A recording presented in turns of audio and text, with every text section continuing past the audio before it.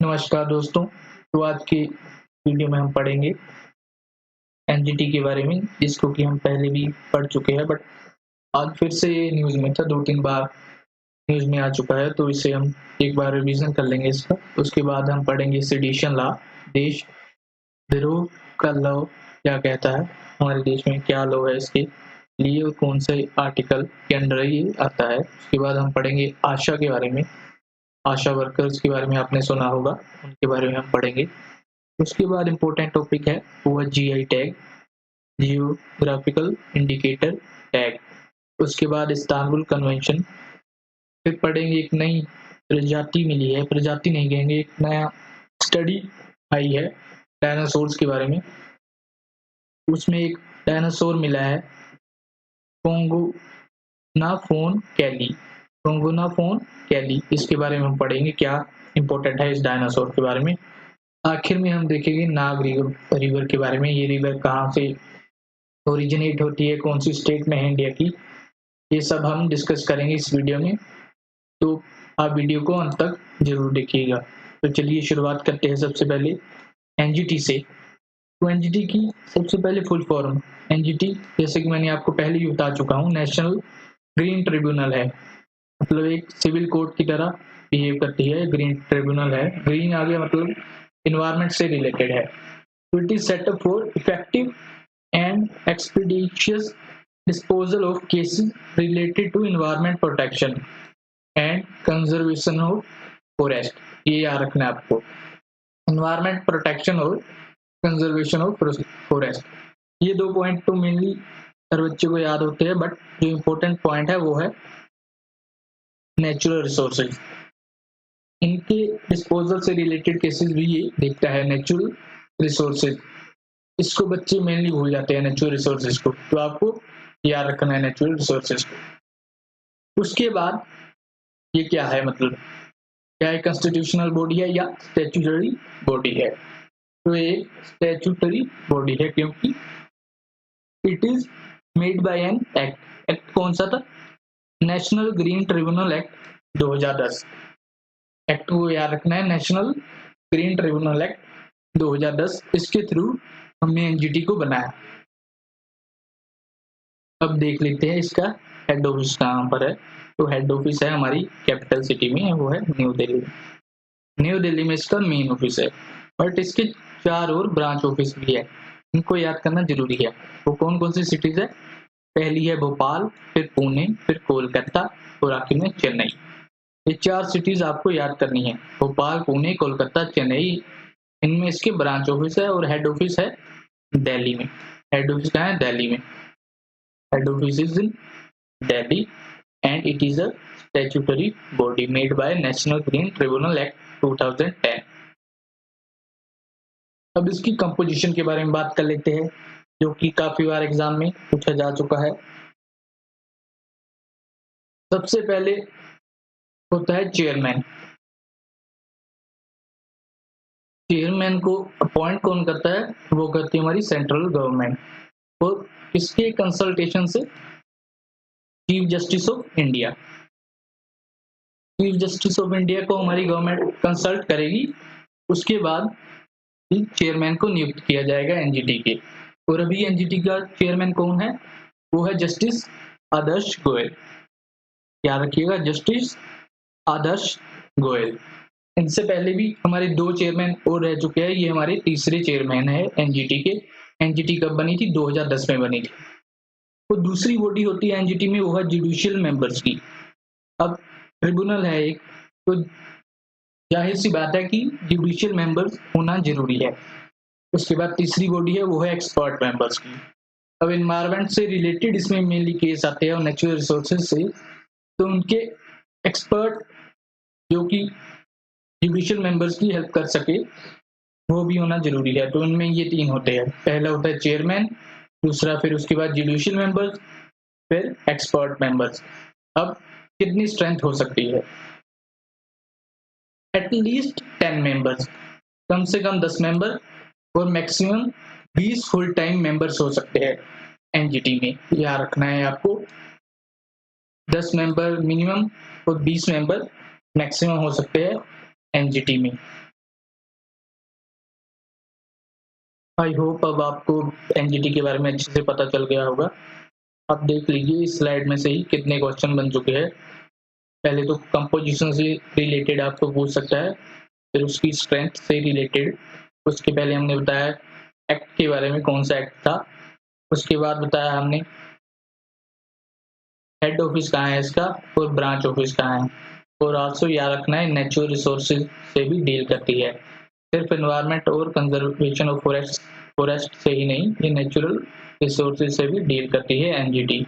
कहाँ है head office? Delhi में 2010 में स्टैब्लिश हुआ था नेशनल ग्रीन ट्रिब्यूनल एक्ट के द्वारा। अब चलते हैं अगले टॉपिक की तरफ।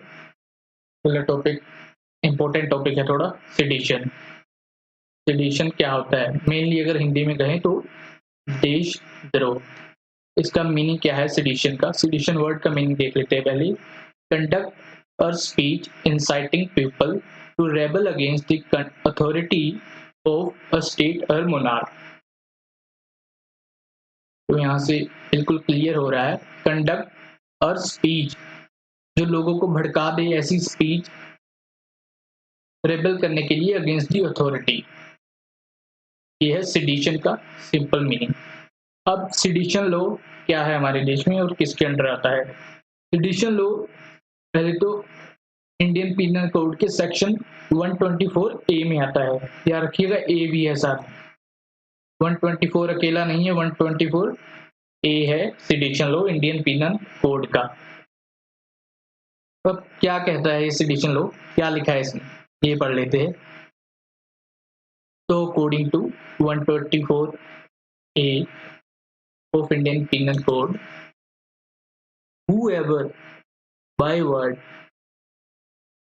either spoken or written, बोल के या लिख के, और by sign or visible representation or otherwise brings or attempts to bring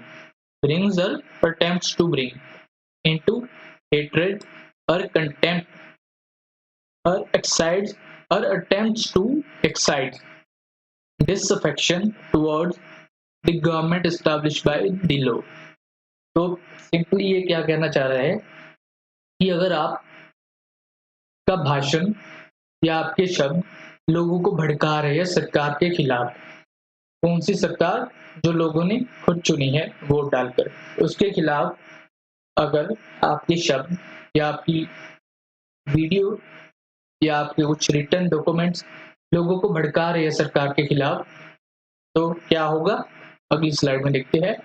तो you shall be punished with imprisonment for life, imprisonment for life और any shorter term. Shorter term mainly 3 साल का होता है।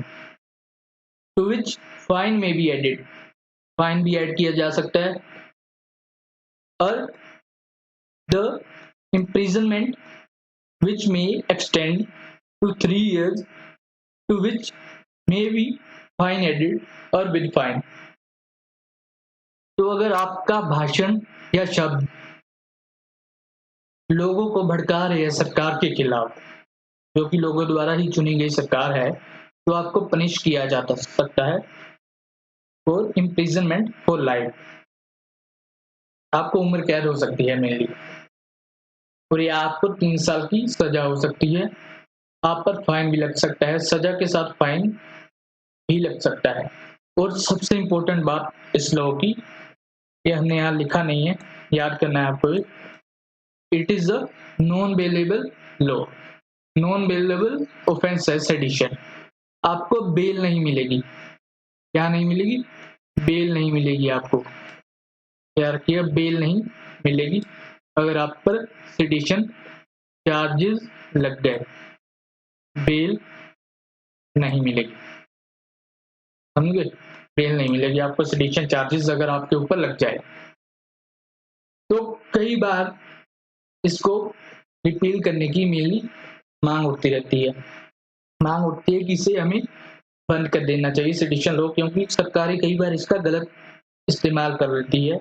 जो लोग सरकार के खिलाफ बोल रहे होते हैं उन्हें, उन पर मेनली सेडिशन चार्जेस लगा दिए जाते हैं और उन्हें चुप करवा दिया जाता है। तो इसलिए कई बार ये मांग उठती रहती है कि सिडिशन लॉ को हमें स्क्रैप कर देना चाहिए, इसे बंद कर देना चाहिए। बट अभी तक ऐसा हुआ नहीं है। कई बार इसकी कॉन्स्टिट्यूशनल वैलिडिटी के ऊपर सवाल उठ चुके हैं। बट ये केस इंपॉर्टेंट है, ये देख लीजिए, Kedarnath versus state of Bihar 1962 का केस है। इसमें क्या हुआ था? इस केस में सुप्रीम कोर्ट ने सेडिशन लॉ की पावर लिमिटेड कर दी थी। पहले क्या होता था कि किसी को भी उठा के आप जेल में डाल सकते थे अगर वो सरकार के खिलाफ कुछ भी बोल दे, हल्का फुल्का भी कुछ भी बोल दे, कुछ ने आर्टिकल छाप दिया, कुछ भी कर दिया सरकार के पॉलिसीज के खिलाफ, तो आप उसे उठाकर जेल में डाल सकते थे। बट इस केस में क्या हुआ, सुप्रीम कोर्ट ने सेडिशन लॉ की पावर थोड़ी कम कर दी। उसने बता दिया कि अगर मेरी भाषण या मेरा लिखा हुआ कोई आर्टिकल लोगों को भड़का रहा है तो ही मेरे ऊपर सेडिशन लगेगी, तो ही मेरे ऊपर सेडिशन लगेगी, वरना नहीं लगेगी। तो इस केस के बाद मेनली सेडिशन का इस्तेमाल उन लोगों पर मेनली नहीं किया जा सकता जो कि सिर्फ सरकार को क्रिटिसाइज कर रहे हैं। पहले क्या होता था, कोई भी कुछ भी आर्टिकल छाप दे अगर सरकार के खिलाफ, तो सरकार उसे उठाकर सीधा जेल में डाल देती थी और उन्हें चुप करवा देती थी। But Kedarnath versus state of Bihar case के बाद ऐसा नहीं होता था। अब इसमें इन्होंने बताया कि अगर लोगों का भाषण, अगर उनका भाषण या उनके द्वारा लिखे गए आर्टिकल वो लोगों को भड़का रहे हैं, देश के खिलाफ वायलेंस क्रिएट कर सकते हैं, तो ही उन पर सेडिशन चार्जेस लगेंगे। तो याद रखिएगा, ये केस बड़ा इंपॉर्टेंट है, Kedarnath versus state of Bihar case. और क्या याद रखना है आपको सेडिशन के बारे में कि it is non bailable offence है। और क्या याद रखना है, कौन सा सेक्शन में है? इंडियन पिनल कोड के 124 ए में है। ए जरूर याद रखना है, 124 ए में है सेडिशन लॉ। अब चलते हैं अगले टॉपिक, ये रिलेटेड है आशा से। जो भी आप में से गांव में रहता है मेनली, उन्होंने जरूर सुना होगा आशा वर्कर के बारे में। तो आज हम उन्हीं आशा वर्कर्स के बारे में पढ़ेंगे। पहले आशा की फुल फॉर्म देख लेते हैं। Accredited social health activist, mainly health activist है आशा। अब आशा का काम क्या है?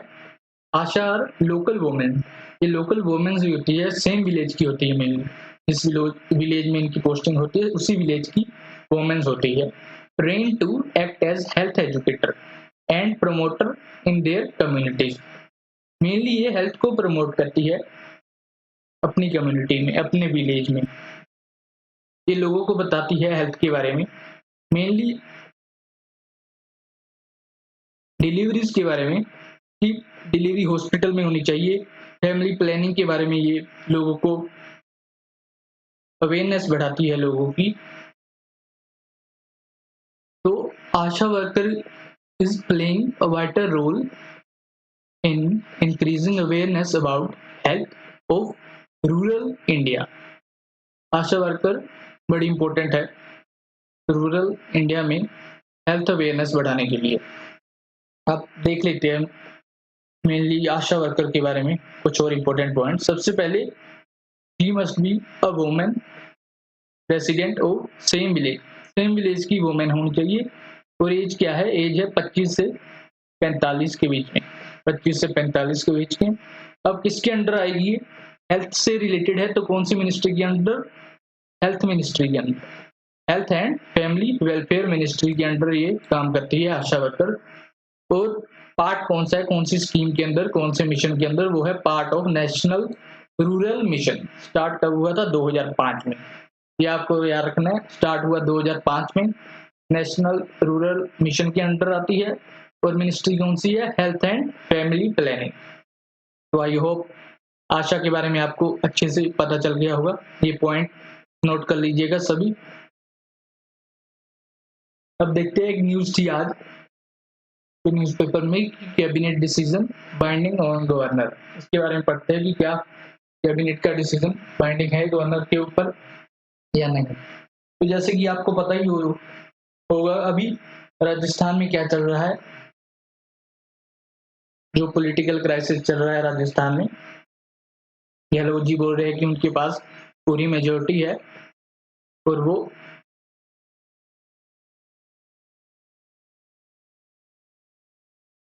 वोटिंग करवाना चाहते हैं असेंबली में।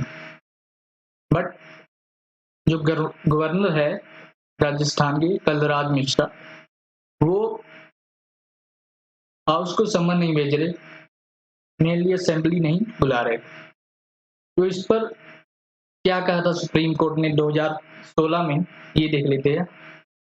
इन 2016 supreme court held that governor can not employ his discretion and should strictly abide by the aid and advice of cabinet to summon the house।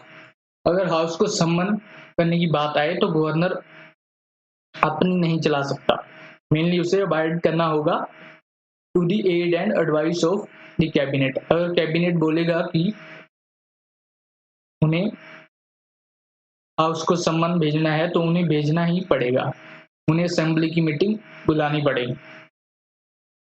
तो यहाँ राजस्थान में अभी क्या हो रहा है, गवर्नर अभी कुछ नहीं कर रहे, मेनली गवर्नर अभी मीटिंग नहीं बुला रहे असेंबली की, तो इसलिए ये इम्पोर्टेंट है। Governor can not employ his discretion, he should strictly abide by the aid and advice of cabinet. याद रखिएगा इसके लिए टू समन द हाउस, ये भी याद रखना है, टू समन द हाउस। अब चलते हैं और इम्पोर्टेंट टॉपिक, बहुत इंपॉर्टेंट टॉपिक है जीआई टैग के बारे में। न्यूज क्या थी, न्यूज पढ़ लेते हैं पहले। Kashmir saffron now has GI certificate. तो क्या है जीआई सर्टिफिकेट और कश्मीर सैफरन, इन दोनों के बारे में पढ़ेंगे। सबसे पहले जीआई टैग। तो जीआई टैग क्या होता है, it is an insignia on product having a unique geographical origin and evolution over centuries with regard to its special quality and reputed attributes. तो एक मेनली एक ब्रांड की तरह काम करता है जीआई टैग। जब किसी प्रोडक्ट के साथ ब्रांड का नाम लग जाता है तो उस प्रोडक्ट की वैल्यू अपने आप ही बढ़ जाती है। मेनली जब किसी प्रोडक्ट के साथ ब्रांड का नाम लग जाता है तो हमें पता चल जाता है उस प्रोडक्ट की क्वालिटी कैसी होगी और वो कितना अच्छा होगा, हमें पता चल जाता है ब्रांड से। तो जीआई टैग भी ब्रांड का ही काम करता है, ब्रांडिंग का ही। और ये किससे मिलता है, products having a unique geographical origin, मतलब उनकी जियोग्राफिकल ओरिजिन यूनिक होती है, वो हर जगह नहीं मिल सकते, उनका एक अलग ही क्षेत्र होता है जहां पर वो पाए जाते हैं, उन चीजों को ही जीआई टैग मिलता है। And evolution over centuries with regard to special quality, quality भी बहुत अच्छी होती है। मेनली जैसे आप देखेंगे दार्जिलिंग की चाय, वो सिर्फ दार्जिलिंग में ही मिलती है और उसकी क्वालिटी भी बहुत अच्छी है, उसे भी सबसे पहले उसे ही जीआई टैग मिला था हमारे यहाँ पर। अब कश्मीर के सैफरन को भी मिल गया है जीआई टैग। तो जीआई टैग के बारे में आई होप आपको ये तो पता चल गया होगा कि क्या होता है जीआई टैग। अब देख लेते हैं। It is a mark of authenticity and ensures that registered, authorised और at least those residing inside the geographical territory are allowed to use the popular product. तो ये ऑथेंटिसिटी भी प्रोवाइड करता है जीआई टैग। मेनली अब Kashmir saffron को वही लोग बेच सकते हैं जो वहां रिसाइड कर सकते हैं, जो वहां रिसाइड करते हैं, मेनली जहाँ उगाया जाता है कश्मीर सैफरन, और जो रजिस्टर्ड वेंडर्स है, ऐसे नहीं कोई भी बेच सकता उसे जीआई टैग को। अब देख लेते हैं कि कौन जियोग्राफिकल टैग देता है हमारे इंडिया में, कौन डिसाइड करता है कि प्रोडक्ट को जीआई टैग मिलेगा या नहीं मिलेगा। तो सबसे पहले तो ये काम कैसे करता है, जियो टैग को गवर्न कौन करता है, इससे गवर्न करती है हमारी geographical indication of goods act. इस एक्ट के अंडर जीआई टैग काम करते हैं। कौन सा एक्ट है, याद रखना है, geographical indication of goods act 1999। 1999 क्या हुआ था इस ईयर में, कारगिल युद्ध हुआ था और कल क्या था, 26 जुलाई को कारगिल दिवस था, याद रखिएगा। उसी साल में ये एक्ट आया था, geographical indication of goods act. और कल क्या था, 26 जुलाई को कारगिल दिवस था। अब इशू कौन करता है हमें जीआई टैग? तो इशू करता है जियोग्राफिकल इंडिकेशन रजिस्ट्री। कहाँ में? चेन्नई में। जियोग्राफिकल इंडिकेशन रजिस्ट्री चेन्नई में इशू करती है ये। और गवर्न कौन सा एक्ट करता है? ये geographical indication of goods act 1999। 26 जुलाई को क्या हुआ था? कारगिल दिवस। अब बेनिफिट्स क्या मिलते हैं मेनली जीआई टैग? अगर किसी प्रोडक्ट को जीआई टैग मिल गया तो बेनिफिट्स क्या है? सबसे पहले तो लीगल प्रोटेक्शन मिल जाती है प्रोडक्ट को। मेनली माल प्रैक्टिसेस नहीं हो पाती। आपने देखा होगा कि जब भी आप कहीं घूमने वगैरह जाते हैं किसी टूरिस्ट डेस्टिनेशन पर, तो वहां पर कई वेंडर्स आ जाते हैं आपके आसपास और आपको वो सामान बेचने लग जाते हैं, यूनिक सामान। जैसे कि कश्मीर सैफरन का ही एग्जांपल ले लेते हैं। सैफरन को क्या कहते हैं? केसर। पहली बात तो सैफरन को हिंदी में कहते हैं केसर। तो केसर आपको बेचने लग जाते हैं ये कहकर कि ये कश्मीर का केसर है। होता वो नकली है। तो इससे क्या होता है? इससे प्रोडक्ट की वैल्यू घट जाती है। प्रोडक्ट की वैल्यू घट गई तो लोग कश्मीर का सैफरन नहीं खरीदेंगे क्योंकि उन्होंने नकली बेच दिया। पर आपको क्या पता कि वो नकली है। तो अब जब उसे जीआई टैग मिल गया तो लीगल प्रोटेक्शन मिल गई। ये जो वेंडर्स थे ये अब कोई भी नहीं बेच पाएंगे कश्मीर सैफरन को। तो अब सिर्फ ऑथोराइज्ड वेंडर्स ही बेच पाएंगे कश्मीर सैफरन को, तो उसकी वैल्यू भी बढ़ेगी। उसके बाद दूसरा पॉइंट, प्रमोट इकोनॉमिक प्रोस्पेरिटी। जब किसी प्रोडक्ट को जीआई टैग मिल जाता है तो उस रीजन की इकोनॉमिक प्रोस्पेरिटी भी बढ़ जाती है क्योंकि देश विदेश में पता चल जाता है उस प्रोडक्ट के बारे में। और एक्सपोर्ट्स भी इंक्रीज हो जाते हैं क्योंकि और कंट्रीज को भी पता चल जाता है कि ये इंपॉर्टेंट प्रोडक्ट है क्योंकि इसे इंडियन गवर्नमेंट ने जीआई टैग प्रोवाइड किया है। तो ये तीन मेनली बेनिफिट्स है इसके, legal protection, promote economic prosperity, आखिर में recognition of product in other countries, boosting export भी बढ़ जाएगा। याद क्या रखना है आपको जीआई टैग के बारे में कि कौन प्रोवाइड करता है और किस एक्ट के अंडर आती है। अब पढ़ लेते हैं कश्मीर सैफरन के बारे में। तो कश्मीर का केसर, बेसिकली कश्मीर सैफरन पहले तो कल्टीवेट कहाँ किया जाता है, उन्हें कहते क्या है उस जगह को? उन्हें कहते कारीवास हाईलैंड्स होते हैं। बेसिकली ये जम्मू कश्मीर में श्रीनगर रीजन के आसपास जो एरिया है वहां पर ये कारीवास पाए जाते हैं और यहीं इनकी खेती होती है। याद रखिएगा कारीवास बहुत इंपॉर्टेंट टर्म है, इसे नोट कर लीजिएगा। ये एग्जाम में डायरेक्टली पूछ सकते हैं कारीवास क्या है। फिर अब क्या है? Very precious and costly. Cost होता है जो कश्मीर के केसर का वो बहुत ज्यादा होता है और प्रीशियस भी है। और जो कश्मीर का केसर है, it is only saffron that is grown at an altitude of 1600 to 1800 metre above sea level. इतनी ऊंचाई पर उगाए जाने वाला ये दुनिया का पहला केसर है, कश्मीर का केसर। टाइप्स देख लेते हैं। पहला है लच्छा सैफरन। इसमें क्या होता है? जो स्टिग्मा है वो तोड़ के सीधा आपको दे दिया जाता है। दूसरा है मोंगरा सैफरन। इसमें क्या है? स्टिग्मा को तोड़ने के बाद उसे धूप में सुखाया जाता है और फिर ट्रेडिशनली उससे आगे कवर किया जाता है उस पर।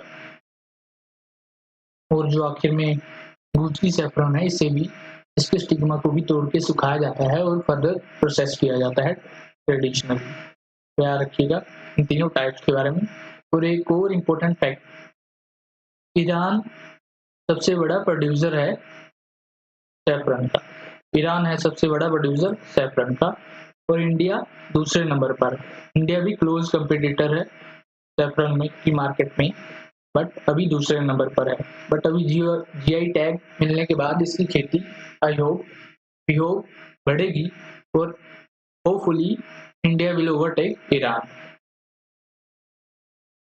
अब एक और इम्पोर्टेंट टॉपिक नहीं, एक और इम्पोर्टेंट नाम याद रखना है आपको, वो है पोंगोना फोन कैली। पोंगोना फोन कैली। तो जब भी हम डायनासोर्स की बात करते हैं तो हमें मेनली बहुत बड़े बड़े जीव के बारे में ही हम सोचते हैं कि डायनासोर बहुत बड़े बड़े होंगे।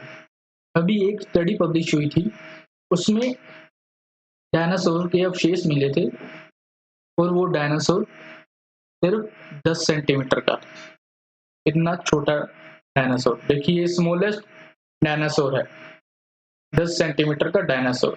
क्या नाम है? पोंगोना फोन कैली। पोंगोना फोन कैली। और कहाँ मिला? मेडागास्कर। कितने का? 10 सेंटीमीटर का, मेडागास्कर में। पोंगोना फोन कैली। अब ये नाम तो आपको याद करना पड़ेगा। मेडागास्कर के बारे में थोड़ा सा देख लेते हैं कहाँ है। मेडागास्कर अफ्रीका की कोस्ट पर है। ये अफ्रीका है, इसके इस साइड, मेनली ईस्ट साइड, यहाँ पर एक कंट्री है मोजाम्बिक। क्या कंट्री का नाम है? मोजाम्बिक। उसके पास में एक आइलैंड है, उसे कहते हैं मेडागास्कर। मेडागास्कर किसके पास है? मोजाम्बिक के पास। मोजाम्बिक कौन से कंटिनेंट में? अफ्रीका में। याद रखिएगा, मेडागास्कर अफ्रीका के ईस्ट पे है। और मेडागास्कर की कैपिटल क्या है? एंटानानारिवो। एंटानानारिवो। एंटानानारिवो मेडागास्कर की कैपिटल है और मेडागास्कर अफ्रीका के ईस्ट में है। अब बात कर लेते हैं नाग रिवर के बारे में। तो सबसे पहले तो नाग रिवर ओरिजिनेट करती है लावा हिल से, नियर वाडी। लावा हिल्स है, कहां पर है? महाराष्ट्र।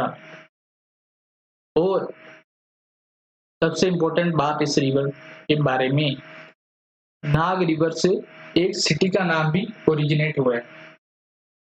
कौन सी सिटी है? वो है नागपुर। नागपुर सिटी। कहाँ की? महाराष्ट्र। तो ये नदी नागपुर से फ्लो करती है, flows through the city Nagpur. क्यों न्यूज में थी अभी? क्योंकि यहाँ पर बहुत ज्यादा पोल्यूशन हो रहा है इस नदी में और ये डिग्रेड हो रही है, मेनली इसकी कंडीशन बहुत खराब है इस समय, इसलिए ये न्यूज में थी। नाग रिवर आपको याद रखना है महाराष्ट्र में है, महाराष्ट्र से ही ओरिजिनेट होती है और महाराष्ट्र में ही खत्म हो जाती है, ये भी याद रखना है। ओरिजिनेट कहाँ से होती है एग्जैक्टली? लावा हिल से ओरिजिनेट होती है। और अगर ऐसे भी आपसे पूछा जा सकता है कि कौन सी सिटी है जिसका नाम रिवर के नाम पर रखा गया है, तो वो है नागपुर।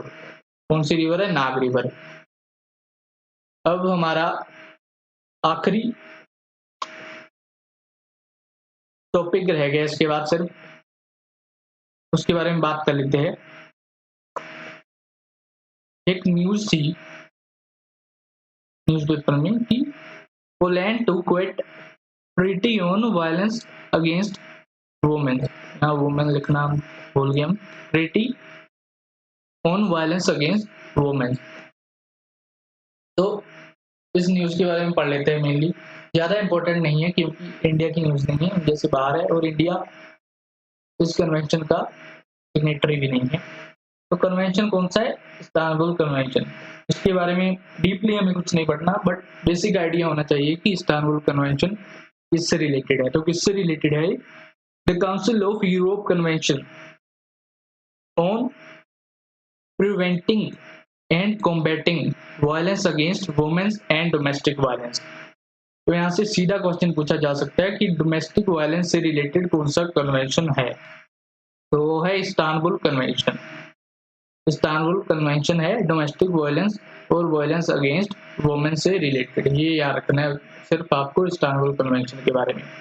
और इस्तांबुल कहाँ की सिटी है, किस कंट्री की? ये है टर्की की सिटी। तो मेनली इस्तांबुल के बारे में आपको याद क्या रखना है कि ये आधी एशिया में है और आधी यूरोप में पाई जाती है। अब बात कर लेते हैं पोलैंड के बारे में। पोलैंड की लोकेशन देख लेते हैं। तो जैसा कि आपको इमेज में दिखाई दे रहा होगा, ये रहा पोलैंड।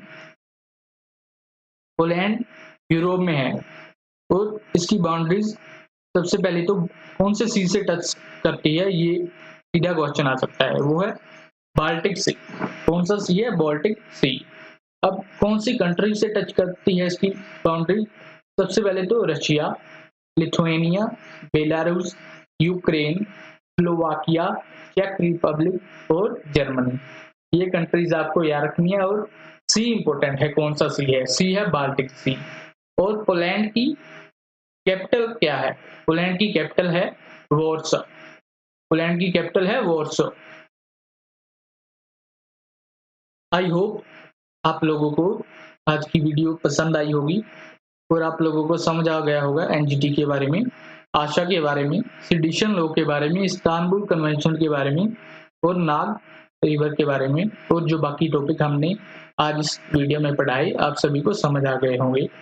तो अगर आपको ये वीडियो पसंद आई तो इस वीडियो को लाइक जरूर कीजिएगा और शेयर कीजिएगा, और आखिर में हमारे चैनल को सब्सक्राइब जरूर कीजिएगा। धन्यवाद।